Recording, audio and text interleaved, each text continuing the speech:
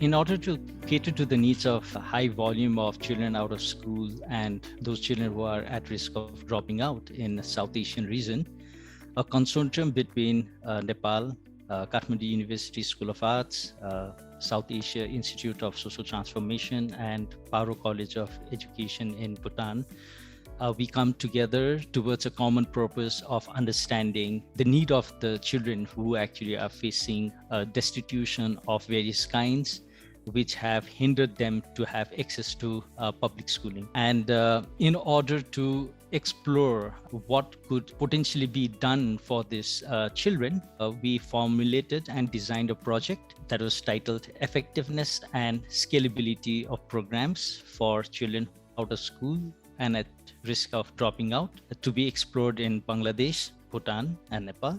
This project particularly deals with three components. One is knowledge generation of the innovations that are already existing or could be improvised, such that such innovations contributes towards inclusive access to children who are actually not attending school, or retains children who can potentially drop out. The second purpose of this project was to harness knowledge on what is working in different country contexts, so as to we learn from each country context and share our experiences among us, as well as be helpful for other KIX partner countries who are at large wanting to know what exactly is working for children who are out of school, which is a global problem too in their context. The third is to examine as well as build on capacity of the immediate stakeholders who are involved, from the governments to INGOs to researchers, practitioners, and policymakers, who are painstakingly involved in catering to the needs of out-of-school children. We believe that our interventions and initiatives in coming times would definitely contribute towards reducing educational exclusion in a broader form, and particularly helping the students who are actually being deprived of basic educations, which are also their fundamental rights. The project in Bangladesh is focusing into the dropout children in the urban areas. Actually, those children who are coming from the rural areas and their parents may be working as labor or rickshaw puller. These children are remaining in the slum areas where the situation is not secured for them, and what we found that these parents are not very much interested to put their children in the school because they are scared to send them to the school which is a little bit far away. So we are actually very much keen into seeing that what interventions can be applicable for them as a government and non-government initiatives that there in Bangladesh, which are mostly for rural areas. So we are looking into the NGOs and the private sector, what they are doing, and we are trying to select the best applicable interventions, and then we are going to scale up. In Nepal, basically, we'll be looking at different existing intervention and potential new interventions that can reduce out-of-school children numbers and those at risk of dropping out. And we have already selected a local palika in Rohtak district, which is one of the least developed districts in terms of educational outcomes like access, participation, and learning.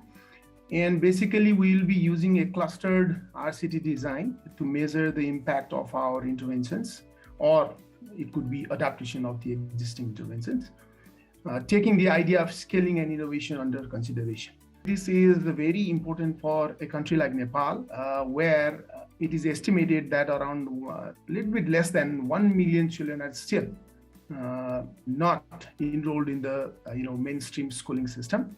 And if you look at the statistics, almost 50% of the students drop out by the time they are at grade 7 or grade 8. So it's a massive problem for education sector of the country like Nepal. So this project is going to be very important because, lots of interventions are being introduced in several parts of Nepal, focusing on dropouts and the out-of-school children. But there's a very little understanding, very little, sound literature, which can shed light on which kind of intervention works and which kind of intervention doesn't work. All these interventions are basically mostly led by NGOs and INGOs, and very little is found about the effectiveness of these interventions. So in that respect, this project is going to generate very important knowledge, and that can add and that can help us develop new interventions or adapt the existing interventions, or we may be able to save resources.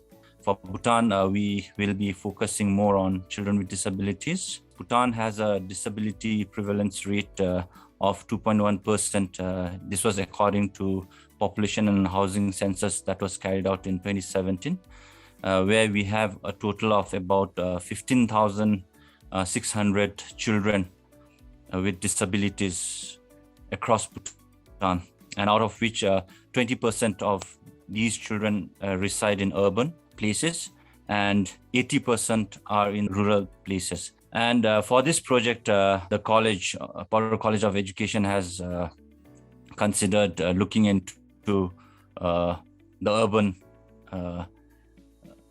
place, where it's the capital city of Bhutan. We would like to see how many children are out of school. And this is basically because most of the children who have disabilities, they are concentrated in the capital because of reasons such as availability of school, availability of medical facilities, availability of transportation, and so on. So in that regard, Bhutan would like to see how many children are out of school, particularly children with disabilities. And then we would like to look into innovation of bringing them back to school. I know earlier there are many studies carried out in Bhutan regarding other children, but not for children with disabilities. So this project is going to shed some light on how we really bring back children with disabilities in the school. In few weeks' time, we are going to organize a stakeholders meeting where we bring in Ministry of Education, can be UNICEF, personnel from UNICEF, it can be school principal, it can be CSOs who look after disability programs. So we would like to conduct this stakeholders meeting and trash out issues which we can really work together and make it accessible for these out of school children with disabilities, using different strategies, different interventions.